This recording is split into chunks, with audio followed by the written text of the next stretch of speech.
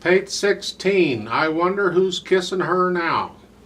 I have a few suggestions for this piece. I'm going to start with the right hand. Of course, as always, you're welcome to play it just like it's written. Use the fingering they've got, that's fine. But I'm going to offer some alternatives. Right at the beginning, the first line on page 16 in the right hand, they're showing a 1-3. It's a nasty stretch. All they're trying to do is put you in this position as quickly as possible. And a 1-3 does that. You're there. Okay. I look at it a little differently. I look at those first three notes, and the only note missing is the F. If we add the F, we have a 1 chord. This is in the key of F. Right? Well, we have a 1 chord, second version. We're just not using the F. The F is in the other hand. Okay? I mean, when you're looking at music like this and chords, you can look at both hands. All the notes together is what are they? But when I do this, fourth finger goes on the A on that. That's how that's fingered. So I suggest you use fourth finger on that A, both of them, and then on the next measure, third finger on that. And then second finger, or thumb, whichever you want to do, because in the next line, it's third finger. You got a quarter rest. There's no reason you have to come up here in F position, is what I'm saying. So I recommend 4.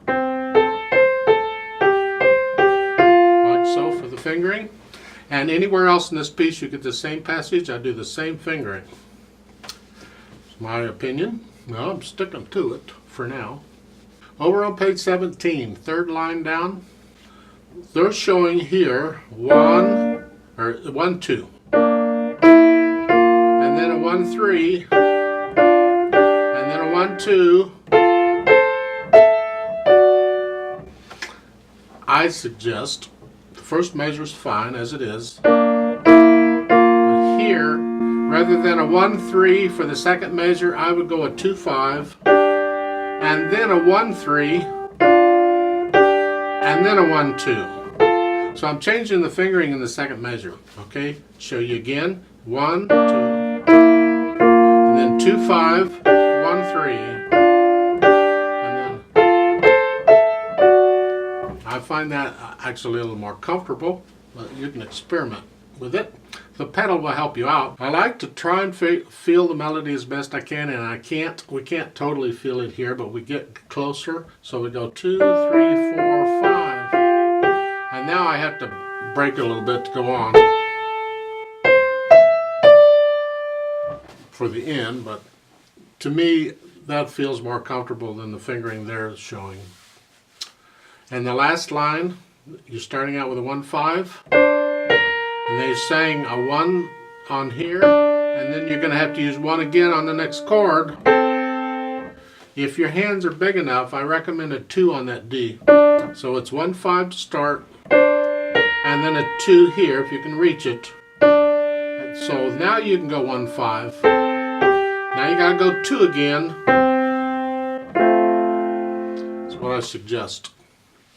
For the left hand, mostly you just got these chords. The primary chords. It moves around a little bit. Second line, you're down here. Big deal. Third line, second or last two measures, third line on page 4 or 16, you're here. Thumb's going to play both of those notes. F and G.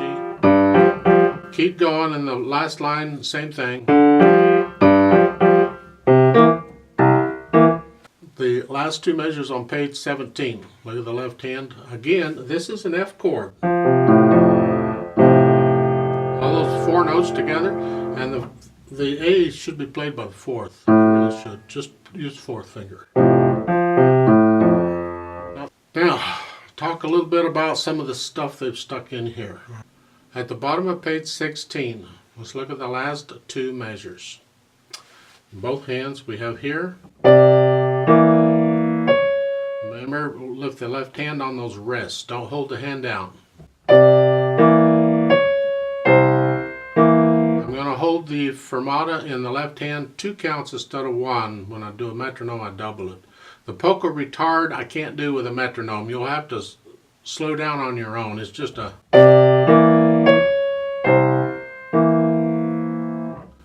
And then the caesura, which is those two little lines, we call them railroad tracks, that's a pause. It's just total silence. And you feel how long the pause is generally not very long. And then you continue. When I'm playing with a metronome, I just add one beat for the pause. So it's going to be like a 1, 2, hold, pause. Like so. Then, third line down on page 17, I'm going to ignore the ritardando. Again, with a metronome, I can't slow down. The last measure of that line, I'm going to hold the left hand fermata, 2 counts instead of 1, before going on. Now, there's no pause here, so the beat goes on. So right on the next beat, I'm just going to take off again. So that line, if you're playing it without a fermata, was...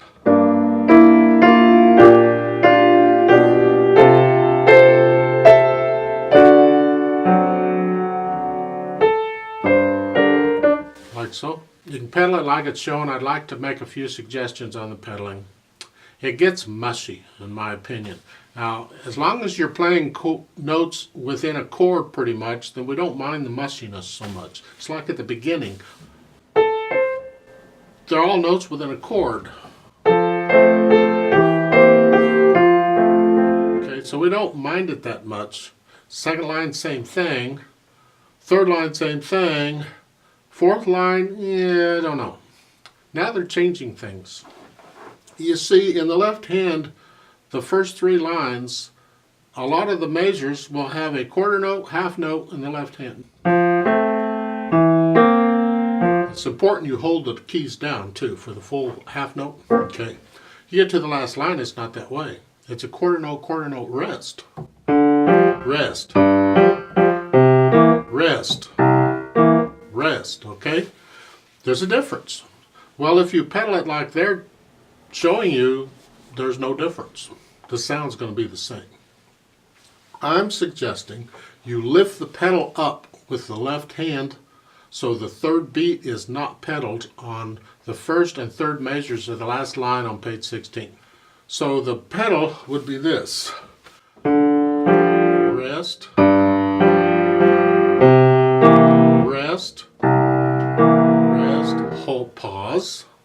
And then without. That's what I'm suggesting. The 2 hands together is that.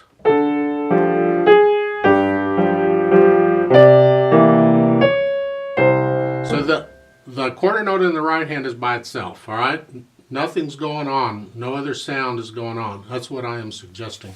Gives you a nice contrast of what's happened before. You get the same thing at the bottom of page 17. Right? The rests in the left hand, lift the pedal up during that beat. Okay.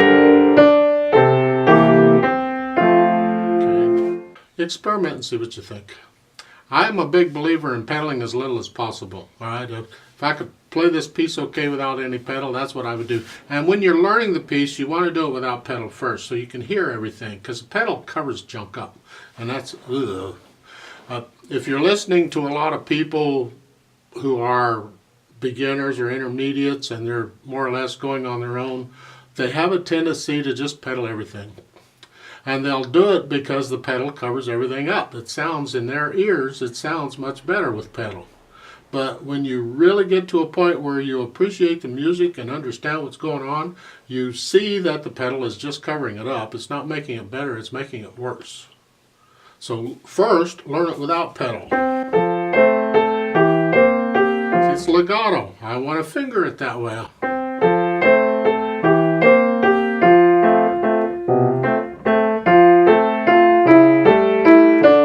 Right? Then I add the pedal later. The pedal is supposed to complement what's going on.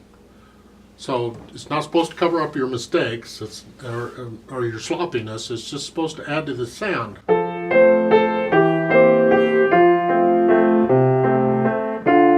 Even in that last measure, the first line on page 16, you have a rest in the right hand.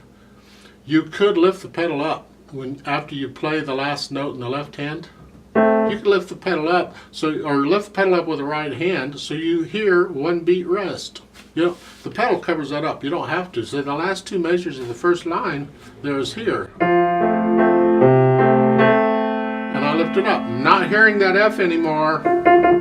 It's gone, and I get a rest. Same thing in the second line. If I lift the pedal up with the right hand, I can hear a rest by hearing silence. That's what a rest is, silence. Page 17, second line, you get the same thing. The last two measures of that line is here. And then I can go on from there.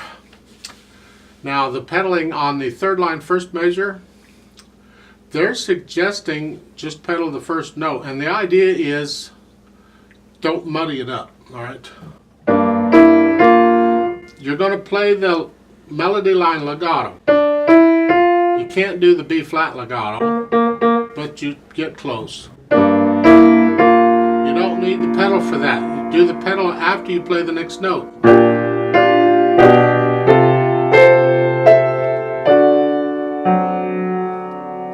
And the pedal and the hands all come up in just an instant of break, a split second of silence, and then you go on. Now here at the end, I'll lift the pedal up with the left hand so we hear a rest on the last beat.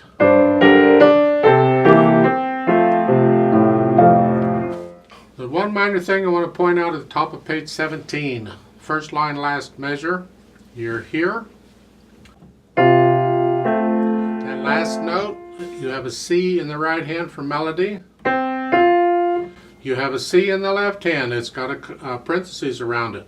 That is their way of telling you, it's very common, that that particular note, that C in the left hand, is covered with the other hand. So you don't play it with both hands, that's silly.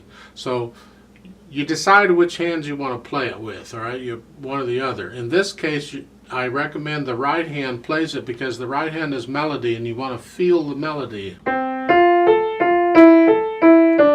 Okay, so with that said, that left hand in the last measure there, you're going to go 1. And the last note's just going to be an A. Now, I know the phrasing wise they're showing you a different phrase, and I like to hear breaks between the phrases. But if you read the words, it's not a different phrase, it's part of the same sentence. In that case, to me, it's not separate phrases, it should all be one phrase. So I'm fine with no break, just keep the sound going, all right? On that case, I tend to follow the words. For the one other minor little thing, you can add, since this is an arrangement, once you learn it the way it's written, and that's important. First, you learn things the way they're written. Don't make any changes. After you've learned it the way it's written, then you can go and rearrange it, make it yours, change things a little bit, slightly, right? Well, the second measure at the bottom of page 17 is in the right hand. Okay, going into the third measure, I have a tendency to tie the note if it's repeated in the chord. That C is in the chord. So I have a tendency, it's just a habit really, is I'll just keep it down and I'll just play the other notes rather than playing it twice. Okay, because it's there for harmony. I mean, it's the melody, the quarter note's melody, but after that it's just harmony. I don't need it. It's that important. And so you can experiment with that too. When you run across that sort of thing in a popular piece like this, if you run across it in classical music, play it the way it's written. But when you're in an arrangement like this, rearrange it. Have fun. Let's play this together slowly. 3/4 time with a pickup. I'll give us 2 counts. We're not going to slow down or any of that junk. So here we go. All right. Ready, go.